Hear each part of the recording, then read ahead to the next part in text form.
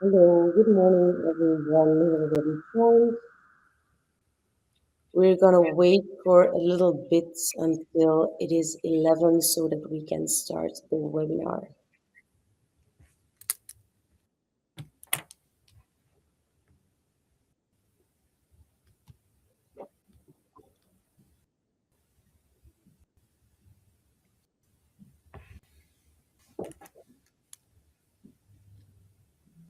So we have a few more minutes to wait until we tell you everything about how to get started with AI governance.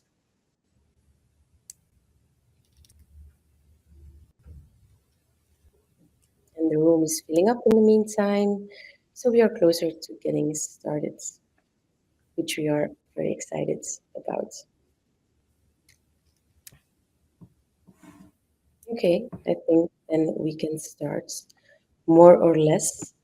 Welcome everyone who joins and welcome everyone who is still joining to the webinar of Yields and Approach. Today we will guide you completely through AI governance, how to get started with it, and also talk everything about the EU AI Act. To guide you a little bit through the agenda of today. So, I will, to start with, guide you through the risks of ungoverned AI and why it actually matters and why AI governance matters.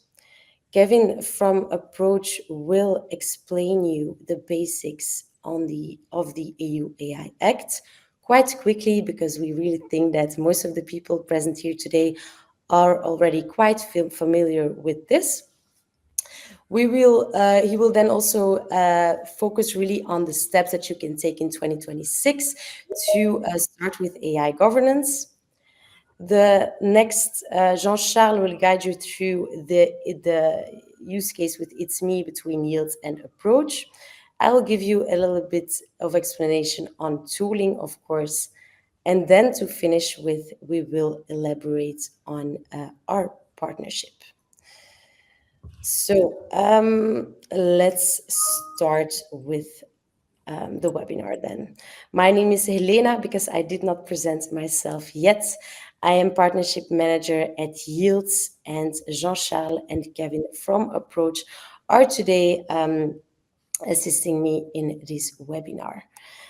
I will start now with the risks of AI. If you can continue to the next slide, Kevin. Thanks a lot for that. In the meantime, still a little bit, people are joining. No worries if you just joined. We're just starting with the first part of the webinar. I'll talk you through the risks of ungoverned AI and why it matters to properly manage, monitor, and govern your AI. We will start with a well-known example. A well-known example of Amazon in 2018.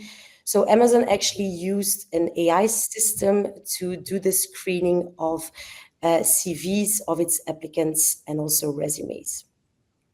So the problem here with the screening of these CVs was that the AI system was actually trained on past hiring data, and logically, more men were involved as it talked mostly about technical roles. This actually made that the system favored CVs that looked more male.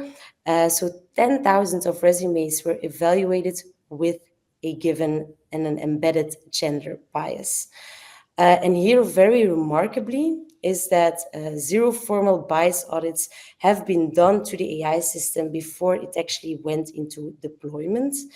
And this actually has led to huge global reputational damage, despite the fact that it never had been fully launched. Because, of course, people were having perception and trust issues because such a big giant like Amazon made the huge mistake not of failing its AI, because that's really the main message we want to bring here. The failure was not the AI, but the failure was fully in the lack of governance, in not properly testing, in not properly monitoring The AI that could have led to discrimination at a huge scale. And that's the next point that I actually want to bring. And the next point is that we easily get blinded, we easily get impressed by what AI can do. And that's what you would see on the top of the slide if you click one arrow further. Kevin, thanks a lot. Of course, we're all blinded by the efficiency. We're all impressed by and all are actively using AI today with the benefits that it brings. It brings us efficiency, it makes us gain time, it brings beautiful UX, UI that can be built in hours to days. It brings releases faster to the market than it has ever done before. But of course, the risk lies within what we don't see. And that's what you would see at the bottom of the screen. Of course, it could lead, as you have seen in the example of Amazon, to bias, to discrimination, but also a lack of transparency, and also, for example, hallucination and unreliable outputs. And there, I think we all know the very recent and accurate example of hallucinations that have been used in a speech, for example, of Petra de Sutter, for those who are based in Belgium here a few weeks ago. She used quotes of who she thought were quotes in the repertory of Einstein, but actually were quotes that were completely hallucinations of AI. And this has led to remarkable consequences for her, remarkable consequences in the context of reputational damage. And these consequences are actually consequences that could be avoided by you and for your organization if your AI is being managed properly. And that's also what we want to do today is we want to, if you could go 2 slides back, thanks, Kevin. That's also what we want to do today is educate you fully about what these risks are and inform you to our best on how you could avoid these consequences. Let's start now with a small poll, a question that we have to have an overview of if you of to have an overview of who fills the room here today. And that question is something you could see next. The question is if you are managing your AI risks already today in your organization. So normally you should be able to see this question on your screen, and we'd be happy to have an overview on this. Okay. Remarkably, not a lot of people yet are managing the risks of their AI. And of course, we could have started by asking you the questions if you're using AI today, but that I think is not a relevant question anymore. We'll give a few more seconds to answer the poll on the screen that you should see on the right. Okay, so we are more or less right now, 50% says that they're not yet managing those risks, but that they would like to get started. Well, you're right, because it's time to get started. 42% of you are already managing those risks. I'm quite curious about how you're managing those risks, but it's not a question that we will take right now. Okay, let's move forward. As I mentioned before, the consequences for your company can be real if you don't manage those risks properly. And of course, to give some overview on the risks of ungoverned AI, some numbers. 95% of the companies have experienced at least one AI incident. What is an AI incident? As mentioned before, it can be bias or discrimination, privacy violations, and so on. Within these 95%, 39% of these incidents were actually was damage that was severe to extremely severe for the organization or a person. So damage that is severe or extremely severe can be seen as having a harmful, lasting impact. And of course, this comes with consequences. As mentioned in the examples before of Amazon, reputational damage is more or less always the case if the case is being publicly known, but also financial losses. So on average, the losses of the incidents that were just mentioned before were about $800,000 over 2 years. Financial losses that can be attributed to a loss in revenue, of course, but also to fines, settlements, and so on. All these consequences, of course, as an organization, as you being responsible for AI, must be avoided, and that must be avoided next with AI governance, with proper AI governance. On the next slide. So what is proper AI governance? AI governance ensures responsible AI use within and through your organization. And of course, the use of responsible AI always depends on the use cases and the systems that you have internally, and you must first clearly know them before being able to know what the risk is that comes with these use cases, because it always depends on the context. AI governance balances clearly innovation and risks, and it sets a framework of rules, roles, and controls. By having policies and principles in place, by doing proper risk management, by having data and model oversight, and of course, maybe the most important one, human accountability. Well, AI governance, frameworks and rules, automatically we all think about the EU AI Act and the basics of it. And that's what Kevin will guide you through. It's about the basics. We will do this quickly because we are aware that you mostly know the basics quite well already. Go ahead, Kevin. Okay, thank you, Helena. So as said before, the idea behind this webinar is to give you some concrete recommendations to start and or improve your AI governance in 2026, and more specifically toward AI compliance. So before we go on to the governance section and give you the actual recommendations, as Helena said, first the basics of the AI Act. So starting with the what, the AI Act is a regulation aiming to harmonize the rules on artificial intelligence in the European Union. Now, why did the European Commission think it is necessary to set out such regulation?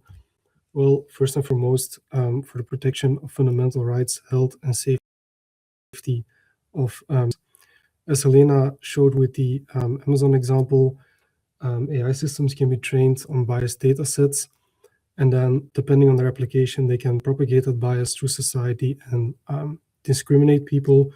This can also have consequences if your AI system is used as a safety component in a car, for example, and therefore the regulation sets out some provisions or some rules on the prohibition of harmful practices like social scoring, but also measures to address biases in certain high-risk systems to avoid the introductory case we saw earlier. Then a second objective of the AI Act is to ensure the transparency of AI systems and their use.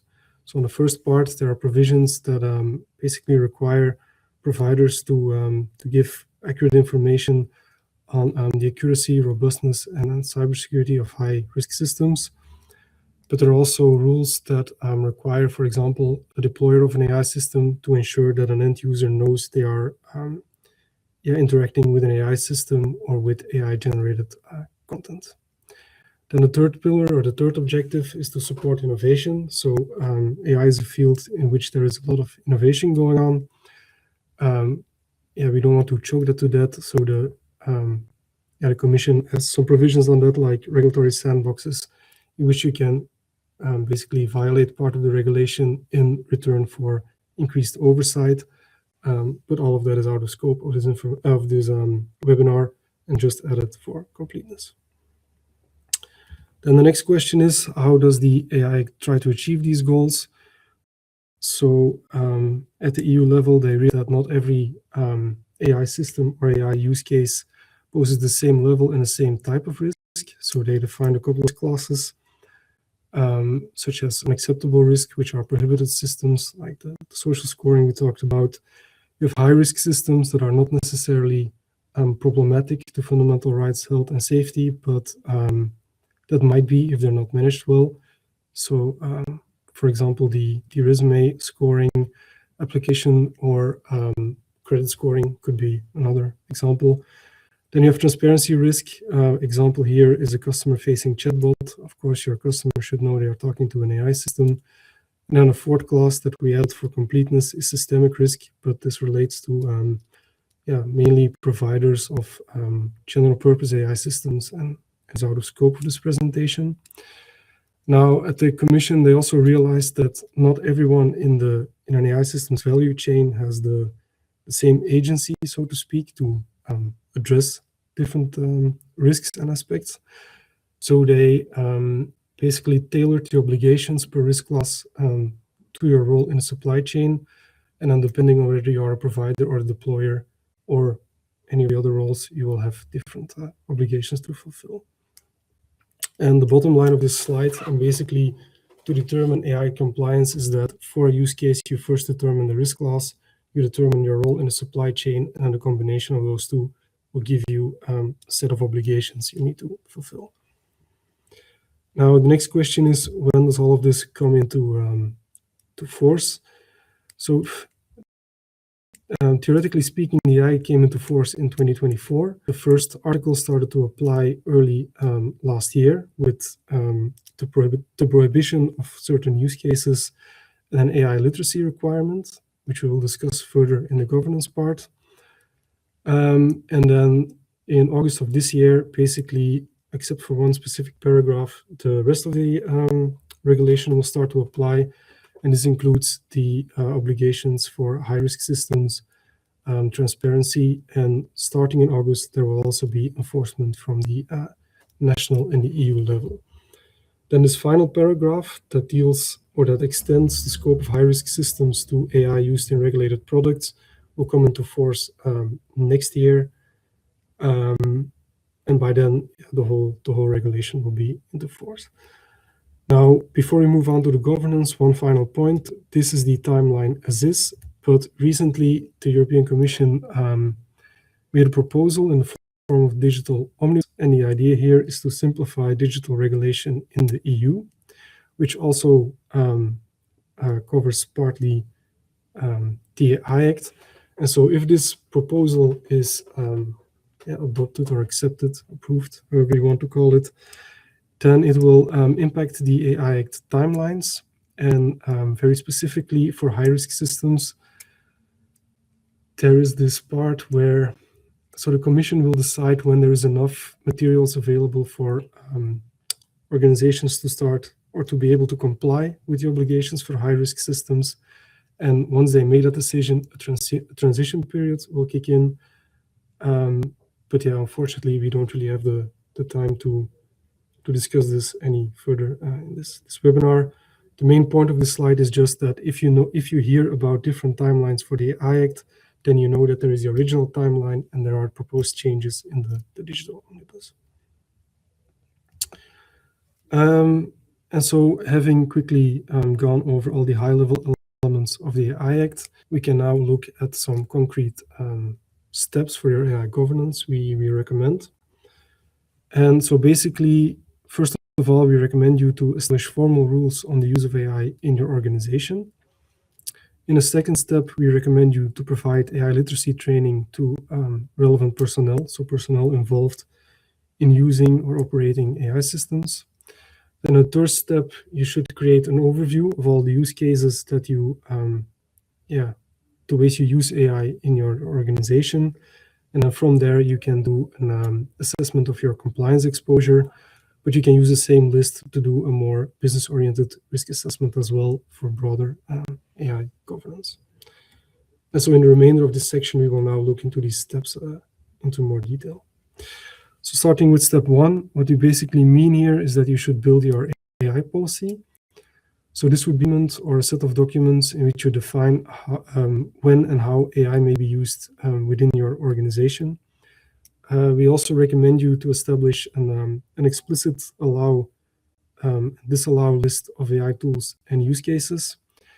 And this AI policy is also the place to clarify all roles and responsibilities with respect to AI use in your organization.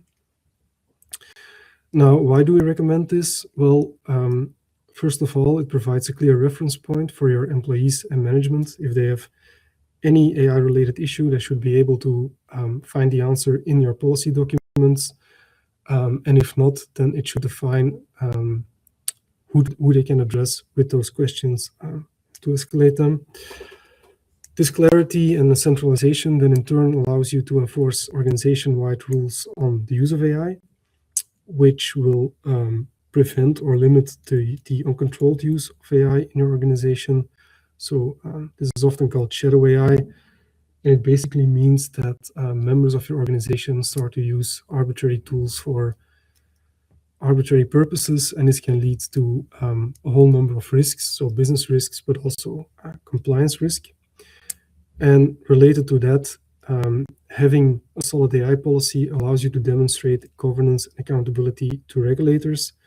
So what we mean by that is that no one can ever hold you accountable for every little thing every employee does in your organization, but you should be able to show that you have clear rules in the organization, that you did everything that can be reasonably expected from you to make sure that everybody follows those rules, and that if those rules were followed, then the non-compliance issue or the risk that materialized wouldn't have occurred. And so basically building your AI policy provides you with a solid foundation for all of that. Then the second step we recommend is for you to build a training and awareness program. And so the idea here is that you ensure that personnel understands what AI is and what it is not, and that you raise awareness of the corresponding risks, limitations, and legal obligations. Aside from these 2 points, it's also important that you tailor this training to the different roles in your organization, because obviously someone who actually develops and trains AI models will have different concerns and different needs than someone who just uses ChatGPT to tweak some emails. Why do we recommend this specific rule? So one, it reduces the misuse and the over-reliance on AI systems. So once people understand what AI actually is and things like ChatGPT and Copilot, they will hopefully be less inclined to have Copilot write an entire report and then hand in that report. Nevertheless, they will learn how they can use it to increase their productivity without the risks that a fully AI written report would entail. It also enables staff to identify risks individually. So if we take a compliance perspective on this, once your personnel understands the idea behind the AI Act, for example, they will be able to understand better what is allowed and what not, which will reduce the risk for compliance issues. And then, as mentioned before, AI literacy is an explicit requirement in the AI Act. So to a certain extent, you are required to do this anyway. This brings us then to the third step. And so here we basically recommend you to build a central use case inventory. So this would be a list of all the ways AI is used in your company with some additional information like the purpose, context, and then the users of each AI system. And this then forms the foundation for, on the one hand, AI-related risk management, so in the business sense of the word, but it also forms the basis for AI compliance, which is the fourth step. And so the idea is that for each use case you have in your list, your inventory, you go look at what is the classification in terms of AI Act risk classes. You determine your role in that AI system's value chain, and then this gives you the applicable obligations. And so, as you can imagine, this gives you a nice overview of your compliance exposure, and it allows you to identify and resolve any non-compliance issues. And then here we have, once again, an overview of the 4 steps. Now, we have applied these steps at clients. And so, for example, for the itsme case, we went to itsme and did a couple of workshops together with Yields. And in these workshops, we introduced AI governance. We sat together with some identified stakeholders at the organization to see with them how AI is actually being used in the organization and to compile this this inventory or this register. Then based on that list, we assess their current compliance exposure. And then, throughout some other workshops and a questionnaire we gave them, we also assessed the maturity of their current AI governance practices. Now, what was the result of all of this? Well, we drafted a report for them in which we gave them an overview of their compliance exposure. We listed all the identified non-compliance issues and some attention points towards the future. And then we also provided them with some recommendations to improve their AI governance. And then on the right, you can see the testimonial of Olaf, who is the CISO at itsme. And then this basically concludes the part on governance. And then I will leave the word again to Helena to briefly discuss AI governance. Yes, thanks a lot, Kevin, for the great explanation. So, of course, within an AI governance framework, tooling is something that cannot be missed. And of course, at Yields, we are experts in AI governance tooling. So how this actually works very briefly is that it all starts with knowing what AI you have internally, with knowing what AI systems you are using, and maybe you don't know yet that your employees are using. So inventorizing the AI systems in the tool.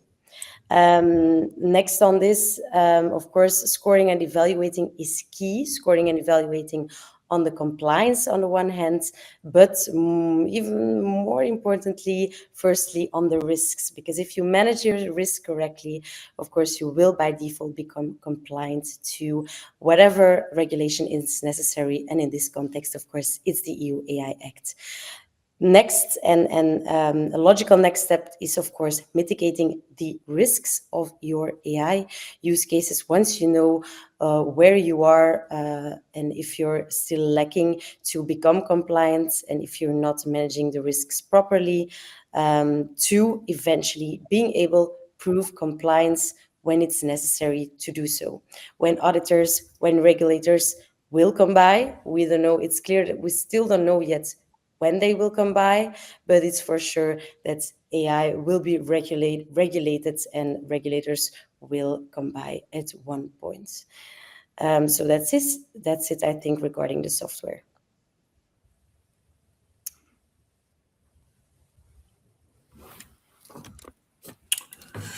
Okay, so now before we talk about the partnership between Approach Cyber and Yields, I want to emphasize how important it is for every organization to have a clear understanding of where they stand in terms of AI governance, risk management, and regulatory readiness. Kevin, can you go to the next slide?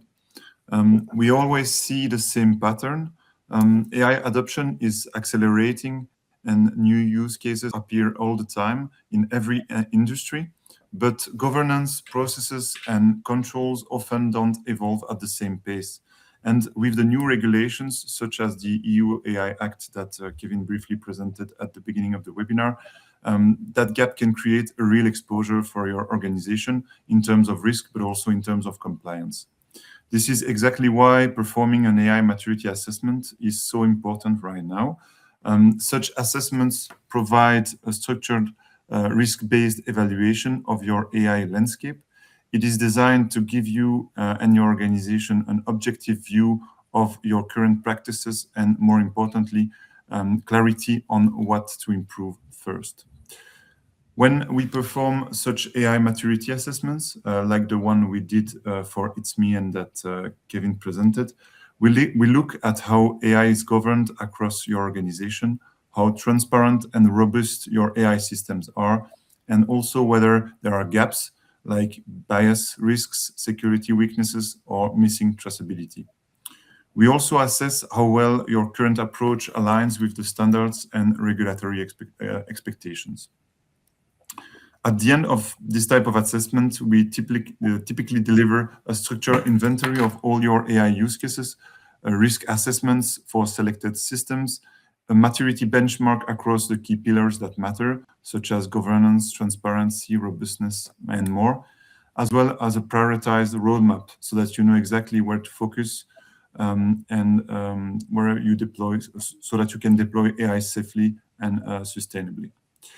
Why is it important to do it now? Of course, because the obligations coming with new regulations, such as the AI Act, will only become more demanding. And the earlier you have a clear view on your readiness, the easier it will be to scale AI with confidence, securely, responsibly, and without having to face costs later on because you have to remediate some things. You can move on to the next slide, Kevin. Thank you. And this is where our partnership and our approach becomes valuable, because together, Yields and Approach Cyber, we help organizations turn into AI governance from a theoretical framework into something that's living and operational inside your organization. Kevin, can you move to the next slide? Yields provides the AI governance platform that structures, tracks, and streamlines governance across all your projects, while we Approach Cyber brings experts who embed this governance into your daily operations via clear processes, defined roles, and lasting adoptions. Our goal really is to help turn AI governance into something that's practical, scalable, and built to last. And of course, you don't have to do this alone. I think it's very important that each of you perform such an assessment within your organization so that you can schedule the next steps and manage the risk. But if you need support, we are there to guide you and support you through this exercise. So if we can help, please don't hesitate to reach out. Great. Thanks a lot for the very clear overview, both Jean-Charles and Kevin. Before we jump to the questions of this webinar, because we have some time left, so we're very happy to take them, we first would like to give a small wording on an event that we're organizing. So Yields, we're organizing an event, and Approach is, of course, assisting us with this. Our event is all about AI governance, what is coming next, what actions you should take. We're having very nice speakers that are coming to the event. The event is in Brussels, by the way, very close to the train stations, and we still have a few spots left. We have very nice keynote speakers from Google, but also from nice organizations like HSBC and Commerzbank, who will completely guide you with their expertise through AI governance and what you should think about to be involved on time. So you can scan the QR code on the slide, and you can, of course, register. You're more than welcome to do so. Now that we have a few minutes left, I think we can take a look at the questions. So if you have questions, don't hesitate. The chat is there for this. I see we have one question from Ephraim. For you, Kevin, the question being, what are the main challenges in discussing the importance of AI governance with your customers? I'm quite curious as well.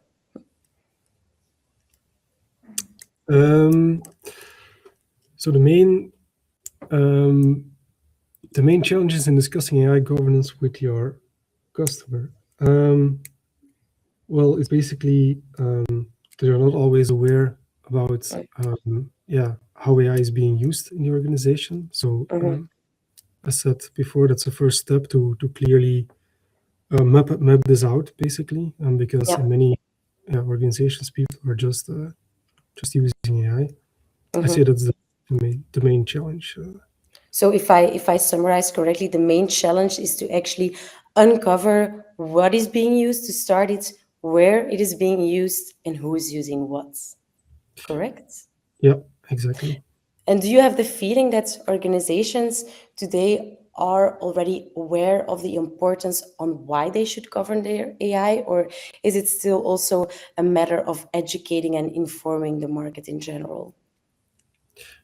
I think it is moving towards the general awareness with like high-profile examples. For example, as you mentioned with the speech at the UGent earlier this week.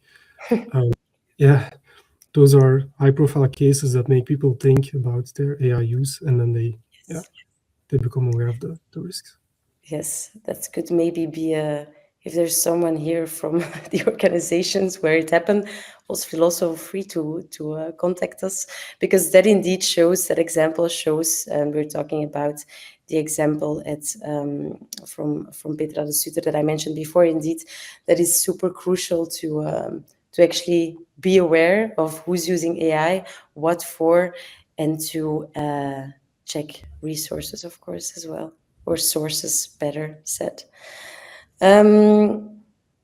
Okay, I don't see any additional questions in the chat. Is there anything you'd like to add additionally, Kevin or Jean-Charles, to the presentation that we just had? Me, not specifically. Then I think that we can wrap things up here. Thanks a lot for your time. Thanks a lot for all the people who attended. Don't hesitate to contact us in case you would still have questions. We're here to help, and we hope that we inspired you and helped you with your journey in AI governance. Thanks a lot, and see you next time. Thank you. Bye.